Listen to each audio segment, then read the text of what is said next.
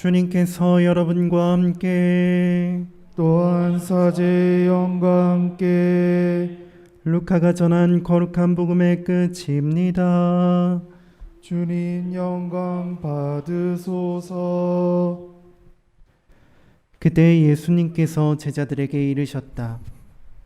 성경에 기록된 대로 그리스도는 고난을 겪고 사흘 만에 죽은 이들 가운데에서 다시 살아나야 한다. 그리고 예루살렘에서부터 시작하여 죄의 용서를 위한 회개가 그의 이름으로 모든 민족들에게 선포되어야 한다. 너희는 이 일의 증인이다. 그리고 보라, 내 아버지께서 약속하신 분을 내가 너희에게 보내주겠다. 그러니 너희는 높은 데에서 오는 힘을 입을 때까지 예루살렘에 머물러 있어라. 예수님께서는 그들을 베타니아 근처까지 데리고 나가신 다음 손을 드시어 그들에게 강복하셨다. 이렇게 강복하시며 그들을 떠나 하늘로 올라가셨다. 그들은 예수님께 경배하고 나서 크게 기뻐하며 예루살렘으로 돌아갔다. 그리고 줄곧 성전에서 하느님을 찬미하며 지냈다. 주님의 말씀입니다. 그리스도님 찬미하나이다.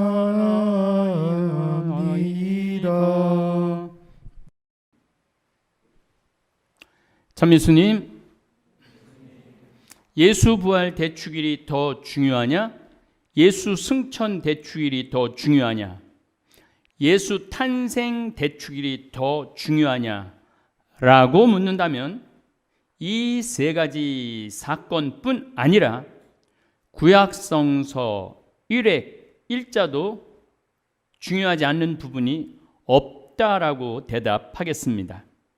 창세기 1장 1절에 한 처음에 하느님께서 하늘과 땅을 창조하셨다부터 이것으로 시작해서 요한묵시록 22장 21절 주 예수님의 은총이 모든 사람과 함께하기를 빕니다.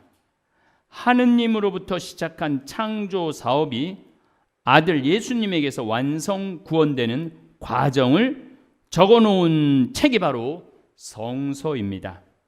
간혹 이런 의미를 궁금해하는 분들이 있습니다. 예수님께서 부활하셨으면 부활하신 채 영국도 가고 이집트도 가고 노르웨이도 가고 칠레도 가고 우즈베키스탄도 가고 한국도 오고 일본도 가고 미국, 멕시코, 남미, 칠레, 브라질, 아르헨티나 두루두루 다니시면서 십자가에 돌아가시고 살아나신 증거를 보여주면 지금 지구는 예수님을 왕 중의 왕으로 모셔서 지구인들이 더 이상 전쟁하지 않고 지구온난화도 방지할 수 있었을 텐데 왜 하필 오늘 하늘나라에 올라 하느님 오른편에서 저렇게 편안하게 쉬실까라는 의문을 가질 수 있습니다. 이러한 질문하는 분들은 역사, 지리, 인간 사상, 본능, 심리를 전혀 모르는 사람들입니다. 여러분들 예수님께서 2000년 동안 우리는 몰라. 예수님은 2000년 동안 전 세계 돌아다니느냐고 한국 오는 순서가 안 됐어. 2000년 만에 오셨어. 나는 구세주다. 나는 이 인류를 구원하러 왔다. 내 말을 잘 들어라. 서로 사랑하여라. 그리고 요즘 정치인들한테 이 회칠한 무덤 같은 놈들아, 너희들이 사람을 갉아먹는구나 이러면서 또 처음부터 끝까지 다 설명을 해야 돼. 그게 여러분들 가능하다고 생각 드세요? 그냥 하늘나라에 뿅 올라가갖고 한 지역의 구세주가 아니고 온 인류와 소통하는 그러한 구세주. 그러니까 예수님은 승천하셔야만 했습니다.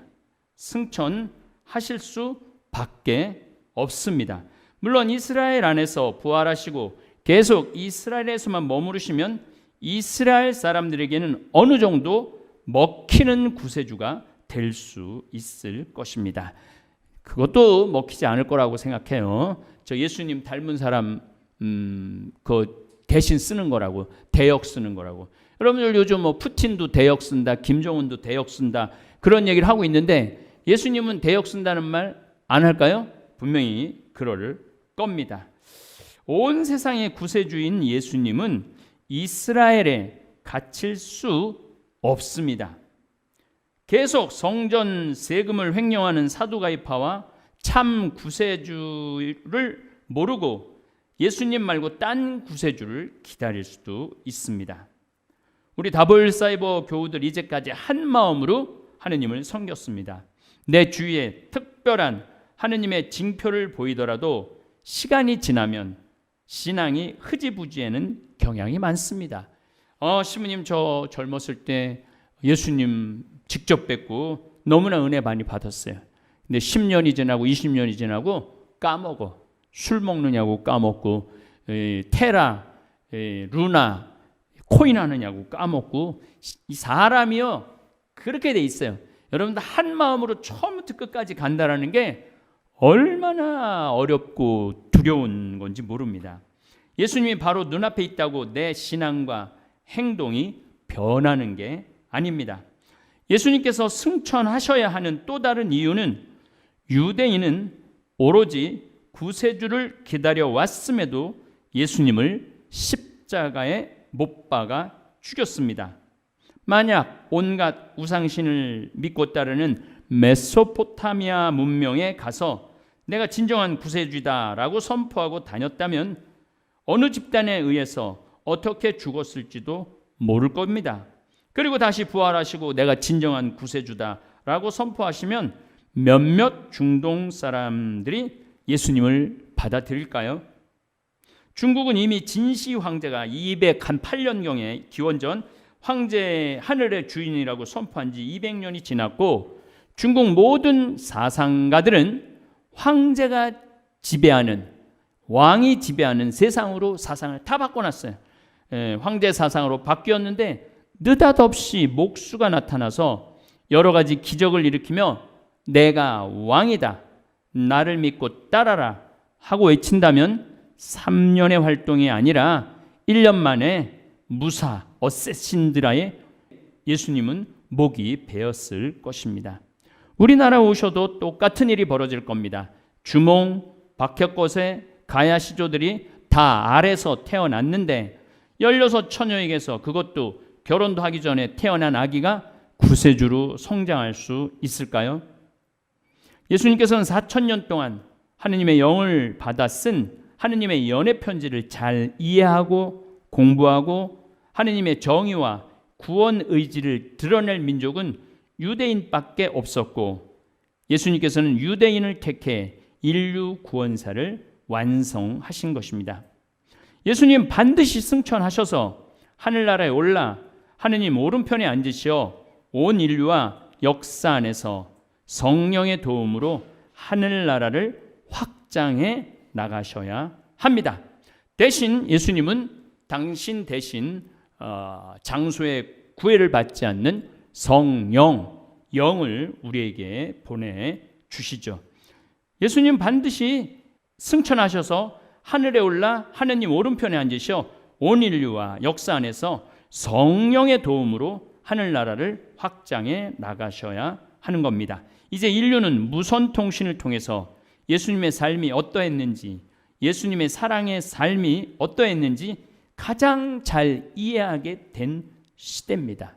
1800년 조선시대도 예수님 몰랐던 민족들 많습니다. 우리나라가 1784년에 공식적으로 들어왔지만 그전에는 예수님 몰랐어요. 그 외에도 다른 중국의 막 수많은 데도 예수님 몰랐습니다. 또 남미도 마찬가지고 아프리카도 마찬가지고.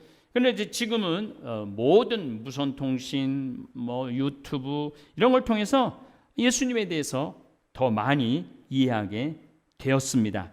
저는 확신합니다. 앞으로 지구가 전쟁하고 지구온난화가 더욱 강력하게 진행하게 될 때 예수님 앞에 무릎을 꿇고 평화를 갈구하는 사람이 늘어날 것입니다. 전쟁보다 더 무서운 지구온난화는 전 인류가 성소 안에 정신으로 회개하지 않으면 멸망에 이를 것입니다. 예수님의 가난의 영성을 따르지 않으면 이 지구는 점점 죽음의 별로 변해갈 겁니다. 예수님께서 승천하지 않으시고 히말라야에 머무신다든가 알래스카에 머물러 소식이 전해지지도 않을 수 있습니다. 아니면 예수님을 미워하는 무리들이 예수님을 죽이려고 지구 곳곳에서 테러를 저지를지도 모르겠습니다. 신부님, 못하시는 것이 없고 무소부재의 하느님 아니십니까? 이 인류 역사가 이렇게 발전해 온 것은 하느님의 소극적 개입 때문입니다.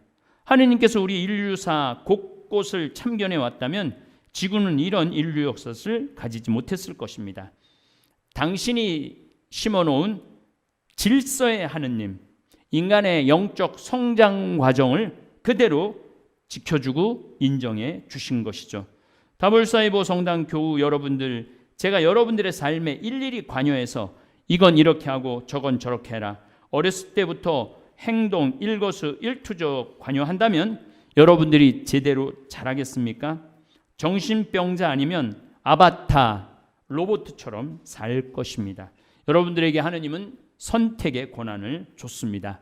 진리 쪽으로 선택을 해 나갈 것이냐, 멸망 쪽으로 선택을 해 나갈 것이냐는 여러분들 개인의 선택에 달려 있는 것입니다. 하느님은 인간 자유의지를 온전히 인정해 주시고 진리의 기준점을 분명히 정해 주셨습니다. 그 기준점을 향해 나아갈 때 진리의 깨달음도 얻고 자유도 누릴 줄 알 것입니다. 저는 지금 인간사에서 사제의 역할이 얼마나 중요한지를 깨닫고 있습니다. 그리고 다볼사이보 교우들의 맑은 영들이 그 어느 누구도 할 수 없는 하느님 나라 건설을 해낼 것이라고 믿습니다. 오늘도 우리 상추밭에 상추 뜯으러 17분이 오셨습니다. 생태 체험이죠. 앞으로 생태마을은 일상에서 주시는 하느님의 은총, 신비를 살 수 있도록 최선을 다하겠습니다. 6월 6일은 원주교구 배론 최양 신부님 묘가 있는 성지에서 번개 미사를 봉헌하겠습니다. 전부 다 이름표 달고 오십시오. 왜냐하면 닉네임은 알아도 얼굴은 모르니까 정말 기대되는 기적의 미사라고 생각합니다. 한 번도 만난 적 없는 온라인 성당 교우들이 오프라인 배론 성지에 모여 미사를 봉헌한다는 사실이 기적입니다. 떡을 맞춰야 하는데 그 숫자를 알기 어려워 고민을 하고 있습니다. 6월 1일부터 코로나 그 3년간의 일기 그리고 청국장이라는 제목의 책을 선주문 받겠습니다. 전화번호 올리고 메시지로만 주문 받습니다. 전화번호, 책 받을 주소, 수량 5권, 10권, 50권, 100권 주문하면 최고 좋죠. 그리고 농협통장 번호를 띄워 놓겠습니다. 이 책 수익금은 제주도 순례자의 집 토지 구입비와 여러분들이 더 구입해 주신다면 조그만 청국장 브랜딩 커피숍까지 내년에 진행할 계획입니다. 그 커피숍이 잘 진행되면 내년 1월이나 4월에 오픈할 수 있을 것 같습니다. 꿈을 꾸면 그 꿈은 현실이 됩니다.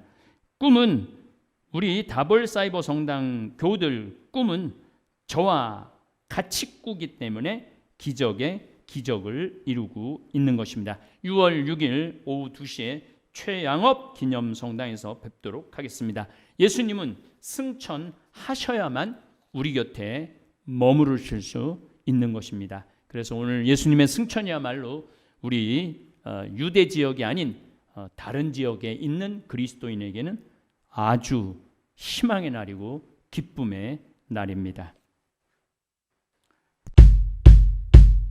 동글동글 콩으로 만든 청국장, 동글동글 콩으로 만든 청국장, 찌개로도 먹고요,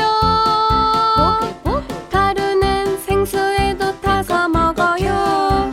우리 모두 건강을 챙겨봐요. 생태맘 청